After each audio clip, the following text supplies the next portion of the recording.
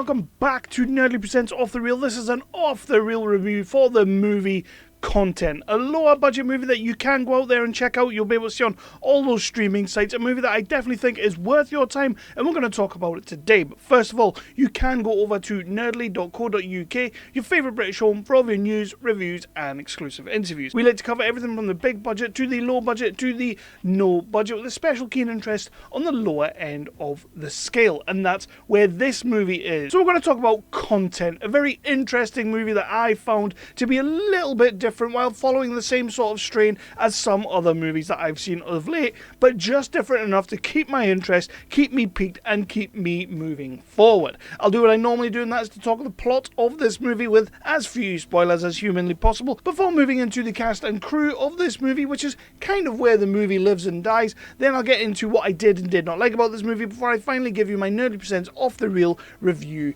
rating. And that is just my rating, but I am the most important person you know, otherwise why would you keep coming back? And with that, please do keep coming back, checking out the videos and hitting that like, hitting that subscribe and dinging that notification bell. Let's talk about Content, starting with what IMDb would have you believe the plot of this movie is. Shown through phones and laptops, a seemingly polite director stalks and blackmails his actors into living a real life horror movie.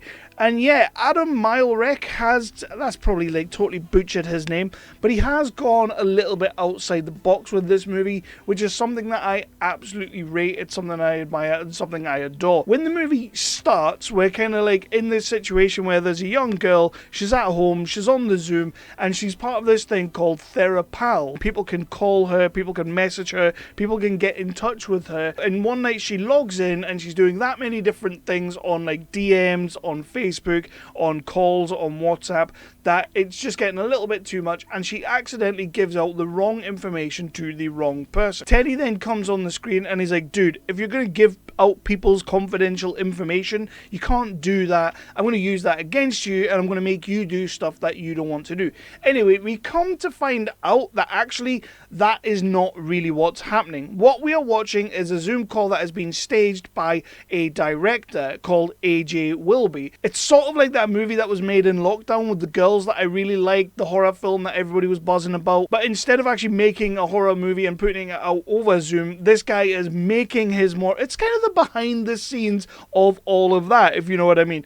So he's getting his actors to do these things, but then what we realize once they kind of go off the call, or they think they've gone off the call, our would-be director is actually watching their every move. He's tapped into their subsequent laptops, he's tapped into their cameras, he's getting all the footage kind of that way as well. Not only that, but he's tapped into their phones, he's tapped into other people's laptops, other people's phones, and it becomes this whole big thing where actually AJ Wilby, the director, is staging a lot of weird shenanigans. They're acting without knowing they're acting, and he's setting up these different scenarios, which is really cool concept and a really cool idea to make a movie, but you kind of need to make sure your actors are aware this is happening, and this is where the whole horror aspect of this movie comes in. The thriller aspect of this movie comes in. AJ Wilby is really just stalking them at this point, even sending like horrible messages to them at different times to get them to do things they probably wouldn't normally do, so that he can in fact get the shot. And yeah, that's essentially what the movie's about. Like, I really don't want to get too far into it, but if you've seen movies like Searching that came out a little while ago, if you've seen that Zoom movie Hosts, if you've seen all these kind of movies, you sort of already know what you're getting into, but then you throw in a splash of things like Boehmcke, and it's sort of the actors making a movie without really knowing they're making a movie. I'm not going to get too much deeper into the plot because that's essentially it, and you don't need to know much all else. So let's get into our actors. I'm going to start with our lead actress, which is Boehmcke. I've probably completely butchered her name as well. She plays the character Margot Sholnick, but also Emma Mallory. So one of them is the character in Therapals that she's meant to be playing, or the Therapals character in that movie, which is, I believe they're making Content. That's what I got from the end of it. They're making a movie called Content. But also Emma Mallory is her actress name, or it might be the other way around. I'm not going to lie.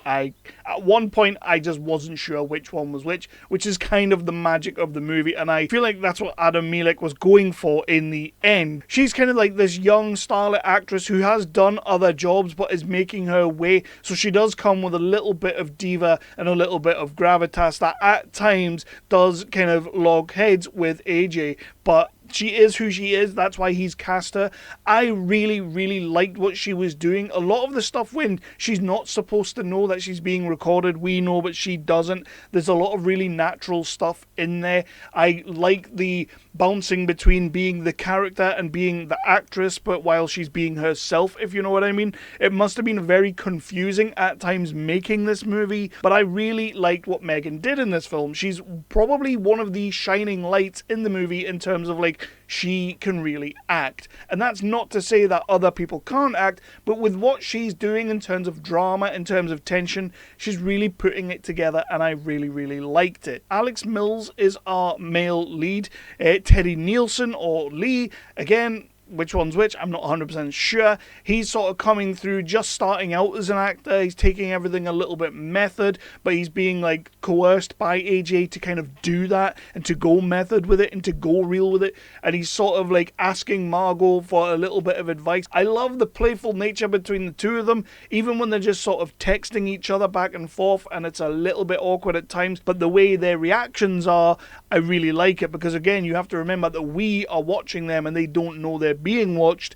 So yeah, they make it all really, really natural. AJ Wilby, our would-be nice director, AJ Wilby, is actually played by Adam Meilech, the actual director, which is a really bold choice. But I feel like when you're doing something like this, absolutely, if you are the director, you may as well play the director. You've got everything in your head, how you need it to look. Yeah, I just really was impressed by the way he's able to keep this together, but also like not act too over the top, keep it kind of grounded, but then also he's a bit of a psycho underneath. We know that any minute now he's going to go all Patrick Bateman on us, so there is a little bit of that. But I do rate it. I really rate what he's doing. We do have the character of Pat Bunce, played by Griffin William Riley, who's kind of one of my favourite characters, because like he's pretending to be another character within the movie.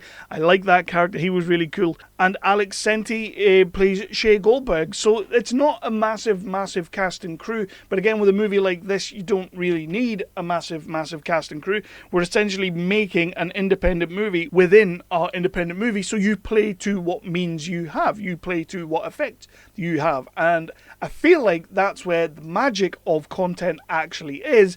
It lies in its performances. So I'm going to get into what I did and didn't like.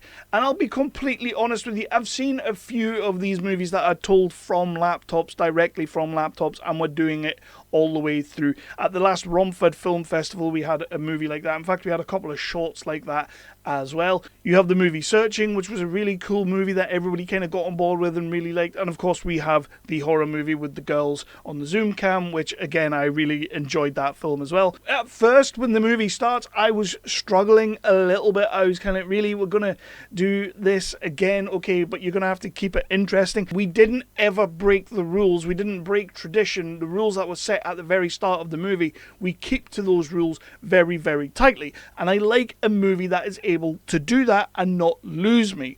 And this film didn't ever lose me, because at one point it gets to the point where you're just sat there thinking, I need to see where this is going to go. I need to see how nuts this gets, how we're going to accomplish the goals.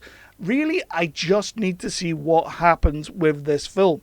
And boy howdy, does it not happen with this film. One thing that I wasn't overly massively keen on is the ending. It just kind of does end. We pivot completely. We do somewhat of a 180 from the 180 we did earlier, which I assume would be like a 360, but we kind of go and do this other pivot towards the end of the movie that I thought didn't make a massive great deal of sense, but then it does when you really think about the characters you're dealing with, if you know what I'm saying. I feel like because I'm trying not to do spoilers, I'm trying to stay away from any kind of spoilers. But I do like the dialogue. I do like the way the whole thing's done in terms of on the laptop. The score's nothing really to write home about. Music and score's not massive. It's not overbearing. It's barely noticeable at times, but that's totally fine because it doesn't need to be that kind of movie. I think the story is quite compelling, quite interesting, and it does keep me going from start to finish. Whether it's morbid curiosity that I'm sticking with the movie or the fact that I'm actually enjoying it, I couldn't tell you. So I'm going to get into my final Nerdly Presents Off the Reel review rating, and honestly, I'm going to give this movie what I would consider a very strong 3.5 out of 5.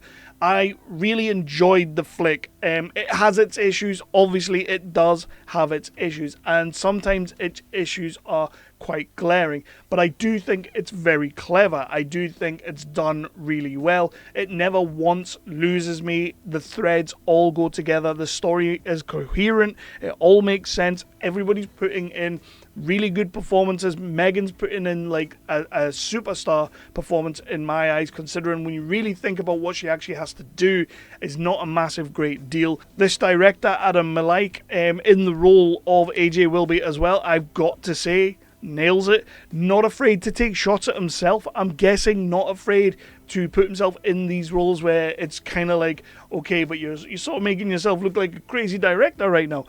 Clearly not afraid of any of that. So I did like all of that. But yeah, it's a 3.5 out of 5. I can't really go much higher than that. I maybe could have snuck it up to a 4, but I'm going to stick with the 3.5 out of 5. What I will say is I am absolutely intrigued. I am interested in seeing what they do next, what everyone involved in this movie does next, because the editing itself as well, I didn't really talk about the editing, but the editing is also done very, very well. So there are a lot of really good things you can pick up from this movie, and I hope that people do go and check it out. It's on streaming sites. You can see it. It's called Content. Again, I would absolutely recommend you do check it out. It's not a waste of time. A brilliant little interesting mess of a movie that I just think really works on every level. In terms of like, when I really read about it and I saw what it was about, I thought, I don't know how that's going to go. So yeah, 3.5 out of 5. Please do check it out. But please do also go over to nerdly.co.uk, your favourite British home for all of your news, reviews and exclusive interviews. We like to cover everything from the big budget to the low budget to the no budget, with a special keen interest on the lower end of the scale. That's where my heart lives. It's where it lies. And remember, if I don't see you through the week, I will see you in the cinema.